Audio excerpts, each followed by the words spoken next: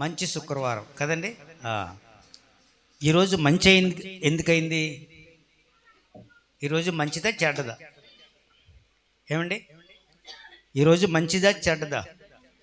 మంచిది. ఎందుకు మంచిది అంటే మనందరి పాప విమోచనార్థమై యేసు ప్రభువారు మన కొరకు సిలువలో ప్రాణత్యాగం చేసినటువంటి రోజు, మనందరికీ రక్షణ వచ్చినటువంటి రోజు గనుక ఇది శుభమే, ఇది మంచి శుక్రవారమే. దేవునికి మహిమ కలుగును గాక. అందుకే దీన్ని శుభ శుక్రవారం అంటారు. అందుచేత శుక్రవారం ఆయన మరణించాడు గనుక శుక్రవారం రోజు మనమందరం పండుగ చేసుకుంటాం. దేవునికి మహిమ కలుగును గాక. కొన్ని మాటలు మీతో పంచుకోవాలని ఈ రోజున ఆశిస్తున్నాను. దయచేసి అందరూ కూడా మీ బైబిల్ గ్రంథాలు తెరవండి. దాంట్లోంచి కొన్ని మాటలు మీకు తెలియజేయాలని అనుకుంటున్నాను. ఒకసారి ఈ రోజున ప్రాముఖ్యమైన అంశం ఏంటంటే, ఈరోజు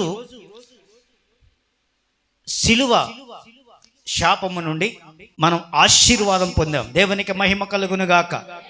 మనము ఆశీర్వాదం పొందిన రోజు ఈ శుక్రవారం.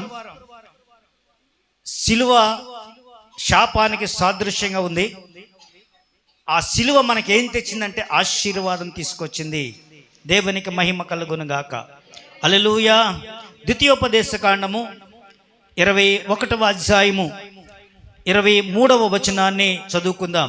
ఇంతవరకు 7 మాటల ద్వారా క్రీస్తు ఏ రకంగా సిలువకు అప్పగించబడ్డాడు, సిలువలో ఆయన ఏమేమి పలికాడు, 7 మాటల ద్వారా సంపూర్ణమైనటువంటి విధానం, ఆయన మాటల్లో ఉన్న సత్యం, ఆయన సిలువకు అప్పగించబడిన రోజు ఆయన మాట్లాడిన ప్రతి మాట కూడా అతి ప్రాముఖ్యమైనది. ఆ ప్రాముఖ్యమైన అంశాన్ని ఇంతవరకు 7 మాటల ద్వారా మనం తెలుసుకొనగలిగాం. దేవునికి మహిమ కలుగును గాక. ఆయన ఉద్దేశం ఏంటి అనేది చక్కగా వివరించినటువంటి 7గురికి కూడా నా హృదయపూర్వకమైన వందనాలు. ద్వితీయోపదేశకాండం 21వ అధ్యాయము 23వ వచనం చదవండి. అతని శవము రాత్రి వేళ ఆ మ్రాణం మీద నిలవకూడదు. వ్రేలాడదీయబడిన వాడు, చూడండి, వ్రేలాడదీయబడిన వాడు దేవునికి శాపగ్రస్తుడు. దేవునికి శాపగ్రస్తుడు. ఆ మాట చాలా బలమైనది, విశేషమైనది కూడా. ఒకసారి చదవండి ఆ వచనం మాత్రమే. వ్రేలాడదీయబడిన వాడు. యేసు ప్రభువు సిలువలో వేలాడాడు. సిలువలో వేలాడినది యేసు ప్రభు. ద్వితీయోపదేశ కాండములో ఈ మాట చెప్పబడింది. క్రీస్తుకు పూర్వమే ఈ మాటలు రాయబడ్డాయి. ఏమని రాయబడ్డాయి? వ్రేలాడదీయబడిన వాడు శాపగ్రస్తుడు. యేసు ప్రభు శాపగ్రస్తుడా? దేవునికి మహిమ ఘనత ప్రభావములు చెల్లునుగాక. సిలువలో రోమీయులు అవమానకరంగా యేసు ప్రభుని శిక్ష వేశారు. అది అవమానానికి సూచన. క్రీస్తు యేసు వారు సిలువలో మరణించడం అది అవమానానికి సూచన, తిరస్కరణకు సూచన, దేవుని శాపానికి సూచన. కానీ ఆశ్చర్యం ఏంటంటే, వేలాడదీయబడినటువంటి యేసు ప్రభువారు, సిలువపై వేలాడబడినటువంటి యేసు ప్రభువారు శాపగ్రస్తుడా అంటే ఆయన శాపగ్రస్తుడు కాదు. దేవునికి మహిమ కలుగును గాక. ఆయన పవిత్రుడు. పవిత్రుడు యేసు ప్రభువారు పవిత్రుడు. కానీ శాపనార్థంగా ఆయన సిలువ మరణం పొందాడు. శాపం ఆయన మీదకి వచ్చింది. దేవునికి మహిమ కలుగును గాక. ఆయన అనుభవించింది శాపనార్థమైన శిక్ష.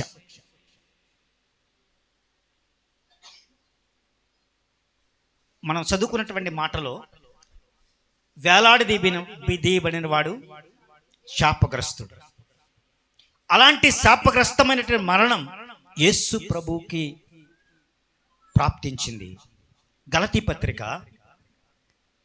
పత్రిక 3వ అధ్యాయము 13వ వచనం. గలతీ పత్రిక 3వ అధ్యాయం అమ్మా 3:13.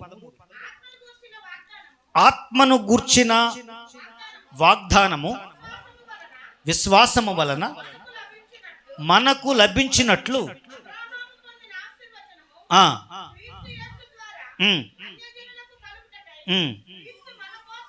క్రీస్తు మన కొరకు శాపమై,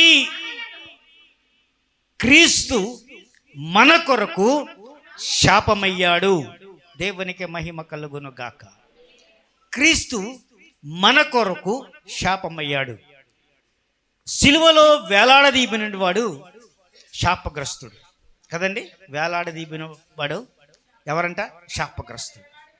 అలాంటి శాపగ్రస్తుడైనటువంటి యేసు ప్రభువారు ఇక్కడ మనం చదువుకున్నటువంటి ఈ మాటలో క్రీస్తు మన కోసము శాపమయ్యాడు. మన కోసం ఆయన శాపాన్ని అనుభవించాడు. మీకు అర్థమైంది అనుకుంటున్నాను. క్రీస్తు ఎందుకు శాపమయ్యాడు, శాపగ్రస్తమైన శిక్ష భరించాడు అంటే మన కోసం, నీ కోసం, నీ కోసం, నా కోసం, మనందరి కోసం క్రీస్తు సిలువను భరించాడు, అనుభవించాడు. మనకి ఆయన శాపం మనకి ఆశీర్వాదం అవ్వడానికి. దేవునికి మహిమ కలుగుని చప్పట్లు కొట్టండి. ఆయన శాపం మనకు ఆశీర్వాదం, ఆయన గాయం మనకి స్వస్థత, ఆయన మరణం మనకి జీవితం. దేవునికి మహిమ కలుగును చప్పట్లు కొట్టండి ఒకసారి. హల్లెలూయా, హల్లెలూయా. ఈ దినము శుభ శుక్రవారం దినాన ఎందుకు ఈ పండగ చేసుకుంటున్నాము అనే విషయాలు మీకు అర్థం కావాలని ఈ మాటలన్నీ మీ ముందుంచుతున్నాను. దేవునికి మహిమ కలుగును గాక. హెబ్రీ పత్రికలో 9వ అధ్యాయము 22వ వాక్యం. 9వ అధ్యాయము, రక్తము చేత శుద్ధి చేయబడును, రక్తము చిందింపకుండా పాప క్షమాపణ జరగదు. దేవునికి మహిమ కలుగును గాక. ఆయన సిలువలో మరణించాడు, శాపగ్రస్తమయ్యాడు. ఆయన శాపము మనకి ఆశీర్వాదం తీసుకురావడానికి సిలువలో మరణించినట్లుగా ఇక్కడ చూసాం. దేవునికి మహిమ కలుగును గాక. హల్లెలూయా. ఆయన శాపం మనకి ఆశీర్వాదంగా మలచబడింది. ఆయన గాయం మనకి స్వస్థత దయచేసింది. ఆయన మరణం మనకి జీవాన్ని ప్రాప్తింపజేసింది. ఇక్కడ 9వ అధ్యాయం 22వ వచనంలో మనం చదువుకున్నాం. ఇప్పుడే చదవండి. రక్తము చిందించకుండా పాప క్షమాపణ జరగదు. కొంతకాలం నుంచి మన పూర్వీకులు సైతం మనం ఏం చేస్తూ వచ్చామంటే బలులు అర్పించడం మనకు అలవాటయింది. బలి అర్పించినట్లయితే పాప విమోచన కలుగుతుంది. అర్థం చేసుకోండి. బలి అర్పించడం, కోడిని కోయడం, దాని ద్వారా రక్తాన్ని దేవునికి సమర్పించడం, ఆ విధంగా చేయడం, గొర్రెను వధించడం, రక్తాన్ని చిందించడం, దాని ద్వారా మనకి శాప విమోచన కలుగుతుందంటే నమ్మకం ఆనాటి నుంచి ఆచరిస్తూ ఉన్నాం ఆ విధానాన్ని. ఇప్పుడు ఈ వాక్యము ద్వారా ఏం చెబుతున్నానంటే రక్తము ద్వారా, రక్తము చిందింపకుండా పాప క్షమాపణ జరగదు. చూడండి, రక్తము చిందించకుండా పాప క్షమాపణ జరగదు. ఏ రక్తము? ఏ రక్తము? గొర్రెల రక్తమా, కోడెల రక్తమా? ఏ రక్తం నీకు శాప విమోచన కలుగజేస్తుంది? మనం కోడిని కోసేస్తే కోడి బలైపోతుంది, దాని ద్వారా నీకు శాప విమోచన కలగదు.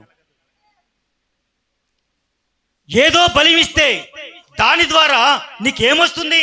ఏమీ కాదు. చూడండి, చదవండి. రక్తము చిందించకుండా పాప క్షమాపణ కలుగదనియు సామాన్యముగా చెప్పవచ్చును. రక్తము చిందించబడాలి. అందుకే ప్రభు అయిన యేసు క్రీస్తు వారు మనందరి పాపాలను పోగొట్టడానికి, మనందరినీ విమోచనార్థంగా ఆయన సిలువలో మరణించి రక్తము కార్చి మనకి పాప విమోచనార్థముగా ఆయన సిలువకు త్యాగమయ్యాడు. దేవునికి మహిమ కలుగునుగాక. సిలువకు బలి అయ్యాడు. దేనిని బలి ఇవ్వాలి? గొర్రెల యొక్కయు పశువుల యొక్కయు రక్తము కాదు. అక్కడ యేసు ప్రభువే మన కొరకు బలిగా అర్పించబడాలి అనేటువంటి నిర్ణయంతో ఆయన మన కోసం బలి అయ్యి ఆయన మనకి శాప విమోచన కలుగజేసిన రోజు ఈ శుభ శుక్రవారం. చప్పట్లు కొట్టండి. దేవునికి మహిమ కలుగునుగాక. ఈ రోజున ఇశ్రాయేలు దేశంలో యూదులందరూ కూడా ఒక పండుగ చేస్తారు. ఏం పండుగ అంటే పస్కా పండుగ. పస్కా పండుగ గురించి మీకు కొంచెం వివరించి నేను ముగిస్తాను. ఏం పండుగ చెప్పండి. పస్కా పండుగ. పస్కా పండుగ ఏప్రిల్ నెలలో వస్తుంది. ఆ గ్రంథాల ప్రకారంగా, అప్పుడున్నటువంటి సూచనల ప్రకారంగా ఏప్రిల్ 14, 15 తేదీల్లో ఈ పండుగ చేస్తారు. ఏ పండుగ? పస్కా పండుగ. పస్కా పండుగ ఒకసారి లేఖన భాగం చదవండి. నిర్గమాకాండము 12వ అధ్యాయంలో ఉంటుంది మొత్తం అంతా కూడా.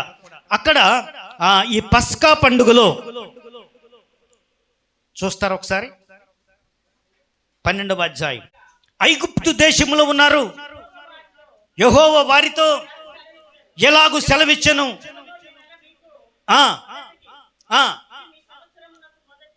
మొదటి నెల ఇశ్రాయేలు అందరూ కలిసి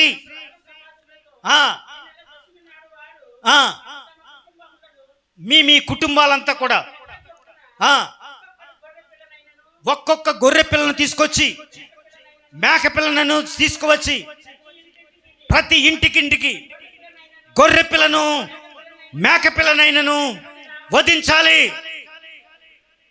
వధించాలి. దాని ద్వారా పస్కా పండుగ చేసుకోవాలి మీరు. ఎందుకంటే మీకందరికి విమోచన లభించిన రోజు ఇది. ఇశ్రాయేలులారా, మీరు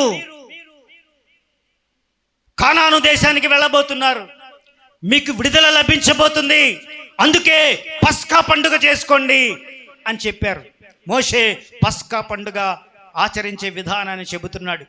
పస్కా పండుగ ఆచరించే విధానాన్ని చెబుతున్నాడు. ఏమనంటే గొర్రె పిల్ల యొక్క పస్కా విందు ద్వారా మీ అందరికీ గొర్రె పిల్లను వధించడం ద్వారా మీకు పాప విమోచన కలుగుతుంది. మీ అందరికీ కూడా విమోచనార్థంగా ఎక్కడి నుంచి మీరు వెళ్ళిపోతున్నారు, ఐగుప్తు నుండి విడుదల పొంది కానాను దేశానికి వెళ్ళిపోతున్నారు కనుక విడుదల రోజు అని చెప్పాడు.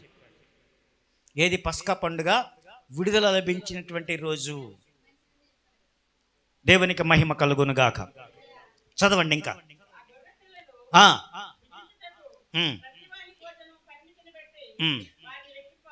మరణదూత వారి గుమ్మాల నుంచి వెళ్ళిపోవాలంటే పస్కా పండుగను ఆచరించాలి.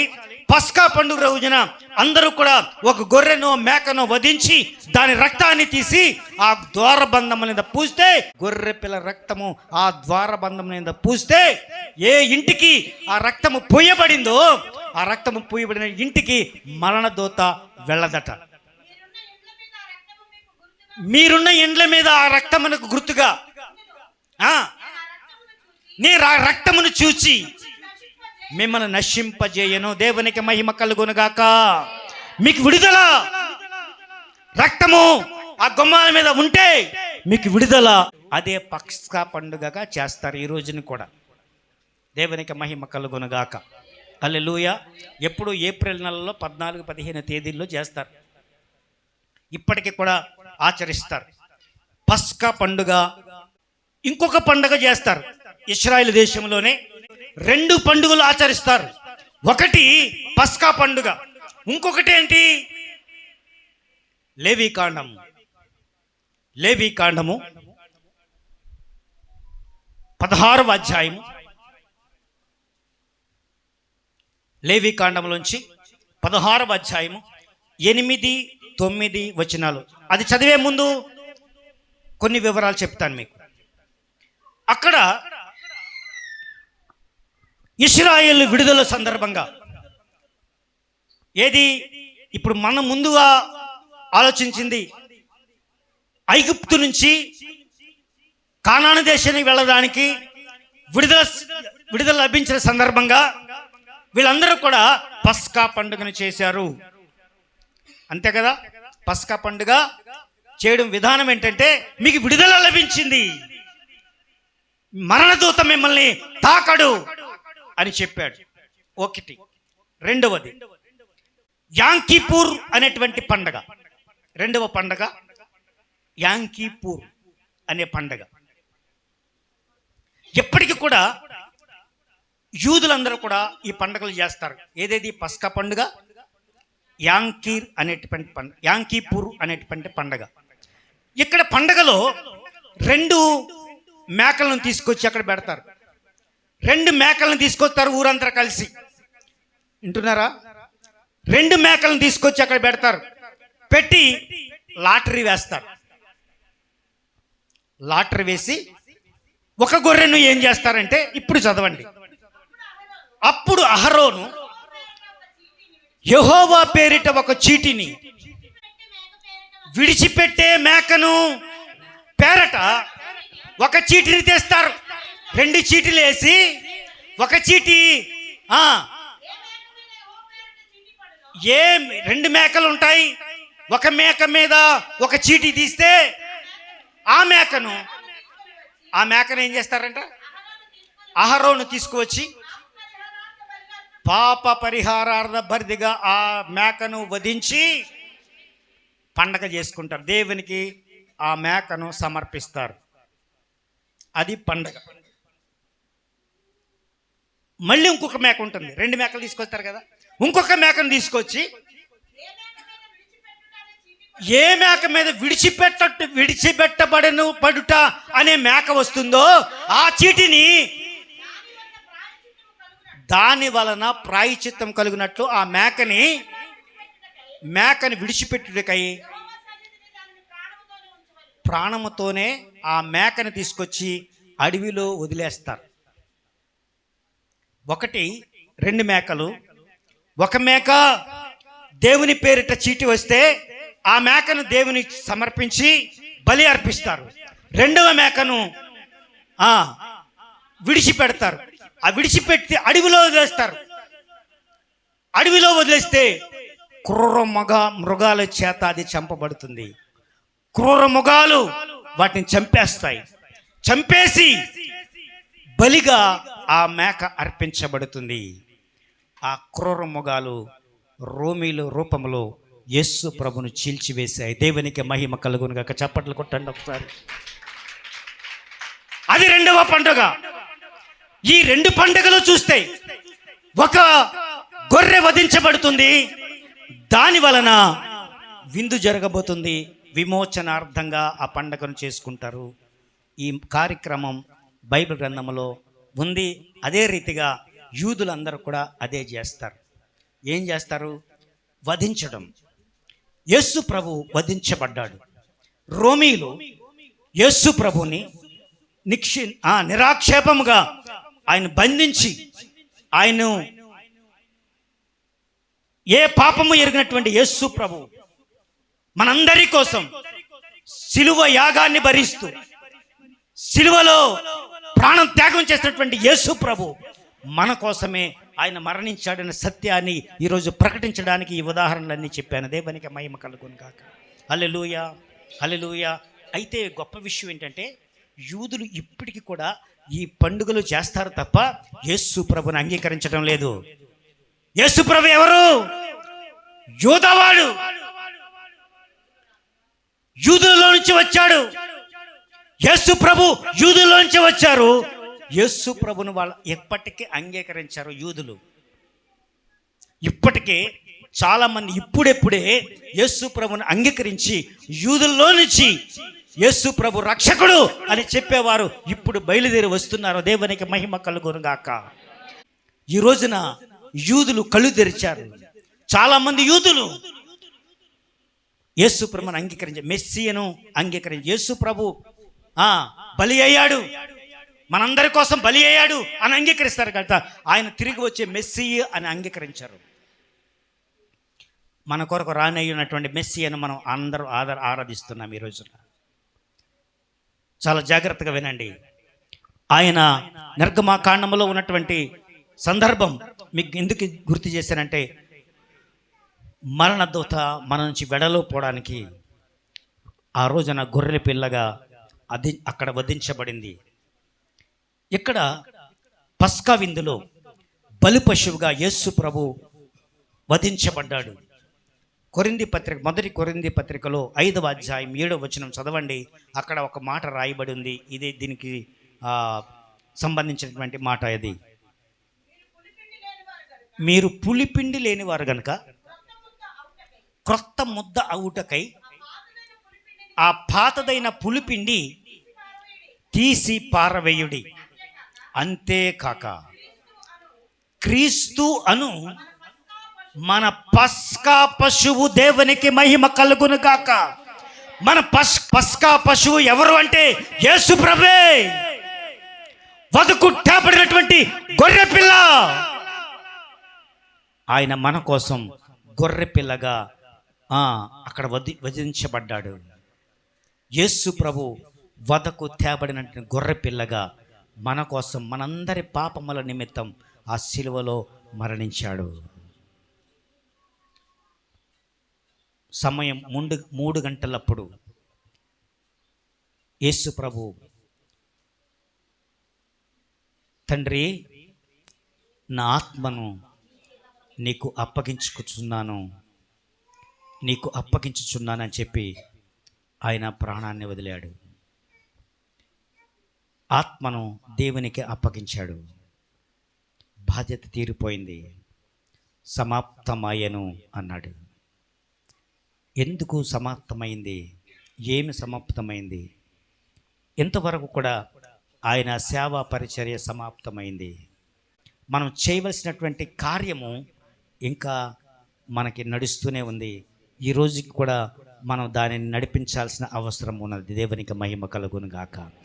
ఆయన మరణం ద్వారా ఆయనకు అప్పుడు సమాప్తమైంది. ఆయన తర్వాత శిష్యులకు కనబడి మనందరితో పాటు జీవించి ఈ లోకంలో జీవించిన వాడుగా అందరికీ ప్రత్యక్షమైన తర్వాత ఆయన ఆరోహణమయ్యాడు. మళ్ళీ తిరిగి వస్తానని చెప్పాడు. తిరిగి వచ్చేలోపుగా నువ్వు నేను ఏం చేయాలి? ఆయన కోసం ఎదురు చూడాలి. ఆయన కోసం ఆయన మరణించిన విధానం నీ పాపము సమసిపోవాలి అనేటువంటి ఉద్దేశంతో, నీ పాపం సమసిపోవాలనే ఉద్దేశంతో ఆయన మరణించాడు కదా. నీ పాపం సమసిపోయిందా? నీలో ఉన్నటువంటి ప్రతి శాపం తొలగిపోయిందా? తొలగించుకున్నావా? ఆయన అంగీకరించావా? అంగీకరిస్తే నీలో ఉన్న పాపం పోతుంది. ఆయన మళ్ళీ రాబోతున్నాడు. ఆయన ఎదుర్కొనగలిగినటువంటి శక్తి నీకు వస్తుంది. దాన్ని ఆశ్రయించావా? ఆ సిలువను ఆశ్రయించు. సిలువ త్యాగాన్ని గ్రహించు. సిలువలో మరణించాడు. ఎందుకు మరణించాడు? మన పాపాలు పోవడానికి కోసం. మన పాపాలు శాపగ్రస్తమైనటువంటి మన పాపాలు వెడలిపోవడానికి. మనలో ఉన్నటువంటి ప్రతి పాపము కూడా ఒకే ఒక్క బలి ద్వారా, యేసుక్రీస్తు అను వధించబడినటువంటి గొర్రెపిల్ల ఆ రక్తము ద్వారా నీకు నాకు శాప విమోచన కలిగించేశాడు. దేవునికి మహిమ కలుగును గాక. ఎవరైతే నమ్మి బాప్తిసం తీసుకుంటారో, ఆయన్ను విశ్వసిస్తారో, వారికి సంపూర్ణమైనటువంటి పాప విమోచన లభిస్తుంది. హల్లెలూయా, హల్లెలూయా, హల్లెలూయా, హల్లెలూయా, హల్లెలూయా. అందరూ లేచి ఆయన కొరకు ఒక్క నిమిషం కొద్దిసేపు ఆరాధన చేద్దాం. కొద్దిసేపు ఆయన వేడుకుందాం. ఆయన మరణించినటువంటి సందర్భం ఇది. ఈరోజు సరిగ్గా 3 గంటల సమయంలో ఆయన మరణానికి చెప్పలు కొడుతూ బ్రతుకంతా నీ కోసమే కానుకగా మారనా యేసయ్యా. ఆడనా ఒక కీర్తన నీ ప్రేమను తలచుకొని తీరునా ఆశలు వేణోళ్ళ స్తుతించిన యేసయ్యా. నీవు నా కొరకు చేసిన త్యాగము తలచిన ఆగవేనా కన్నుల కన్నీరు.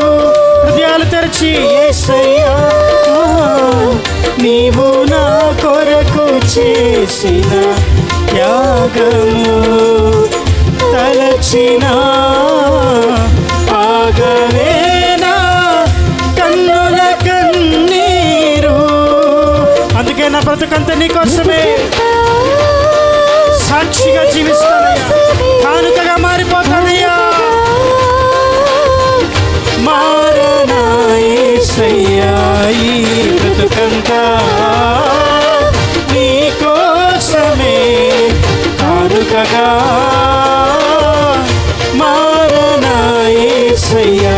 గుండెలో నాపై నీకున్న ప్రేమను పాపము లేని రక్తధారలే రుజువు చేసాయిలే.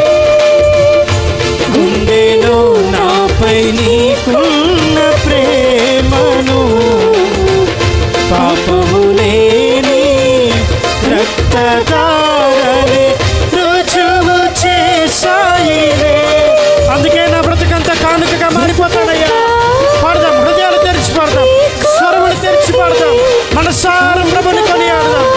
ఆయన కొరకు కానుకగా మన జీవితములన్నీ మార్చుకుందాం. ప్రియ సంగమా, ఈ బ్రతుకంతా నీ కోసమే కానుకగా మారనా యేసయ్యా.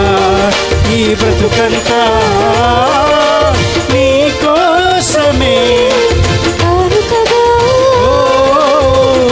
మారనా యేసయ్యా. ఈ బ్రతుకంతా నీ కోసమే కానుకగా మారనా యేసయ్యా.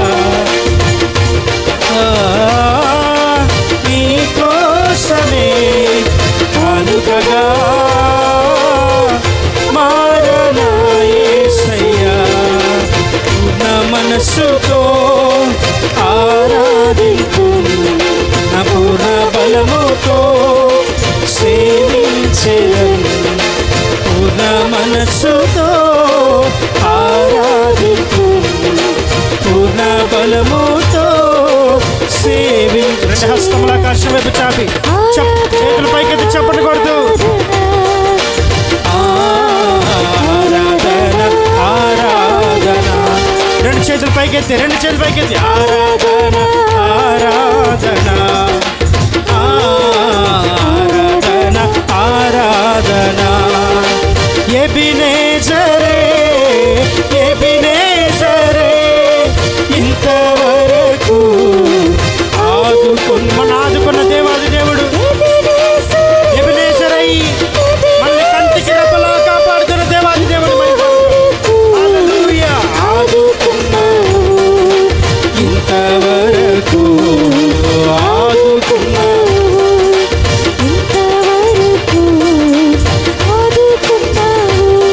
నా ప్రాణానికే ప్రాకారము నీవయ్యా, నా క్షేమానికి ఆధారము నీవయ్యా. పాడదాం. నా ప్రాణానికి ప్రాకారము నీవయ్యా, నా క్షేమానికి ఆధారము. నా కొండ కోట నీవే, కొండ కోట నీవే, నా దాగు చోటు నీవే, నా కొండ తోట నీవే ఒక్క క్షణమైన విడిపోని అనుబంధమా, ఒక్క క్షణమైన విడిపోని ప్రియ నేస్తమా, ఒక్క క్షణమైన విడిపోని అనుబంధమా, ఒక్క క్షణమైన విడిపోని ప్రియ నేస్తమా. నా ప్రాణేశ్వరా యేసయ్యా, నా సర్వస్వమా యేసయ్యా. మరొకసారి నా ప్రాణేశ్వరా యేసయ్యా, నా సర్వస్వమా యేసయ్యా.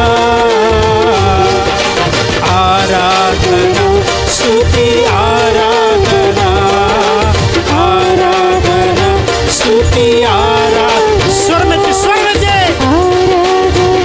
స్తుతి ఆరాధన, ఆరాధన స్తుతి ఆరాధన నీవే కదా నా ఆరాధన, నీవే కదా నా ఆరాధన. పాడతారా స్వరమెత్తి? స్తుతి ఆరాధన, ఆరాధన స్తుతి ఆరాధన. అహమును అణచి అధికారులను అధమున చేసిన నీకు అసాధ్యమేమి లేదు. అసాధ్యమైనది ఏమున్నది, అసాధ్యమైనది ఏమున్నది, అసాధ్యమైనది ఏమున్నది, అసాధ్యమైనది ఏమున్నది. యోధా స్తుతి గోత్రపు సింహమా యేసయ్యా, నా ఆత్మీయ ప్రగతి నీ స్వాధీనమా, నీవే కదా ఆరాధన. చివరిసారిగా చప్పట్లు కొట్టు. ఓ నీవే కదా నా ఆరాధన, ఆరాధన స్తుతి ఆరాధన.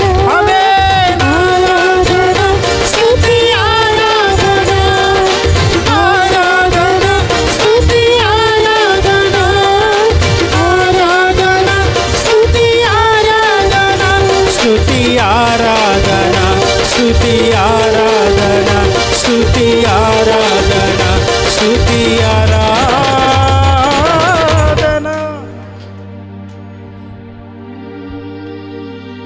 నా ప్రాణానికి ప్రాకారము నీవయ్యా, నా క్షేమానికి ఆధారము నీవయ్యా. ఒక్క క్షణమైన విడిపోని అనుబంధమా, ఒక్క క్షణమైన విడిపోని ప్రియ నేస్తమా. అయినా నిన్ను పూర్ణ మనస్సుతో ఆరాధిస్తున్నామయ్యా, పూర్ణ ఆత్మతో నిన్ను సేవిస్తున్నాము తండ్రి.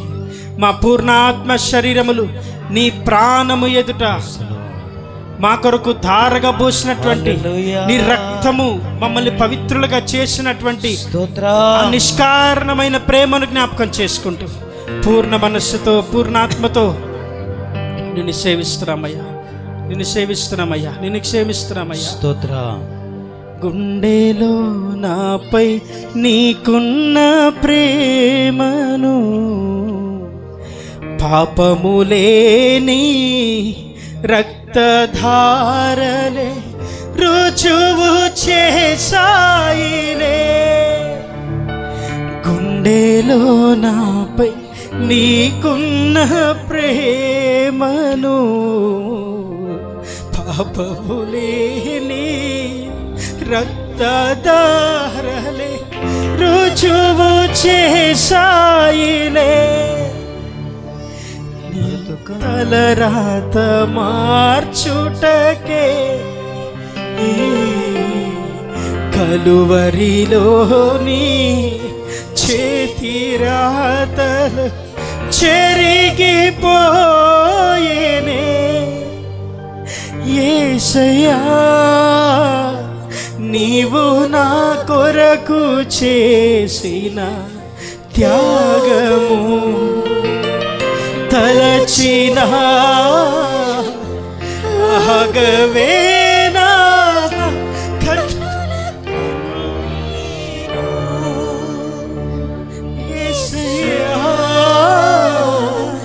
నీవు నా కొరకు చేసిన త్యాగము తలచిన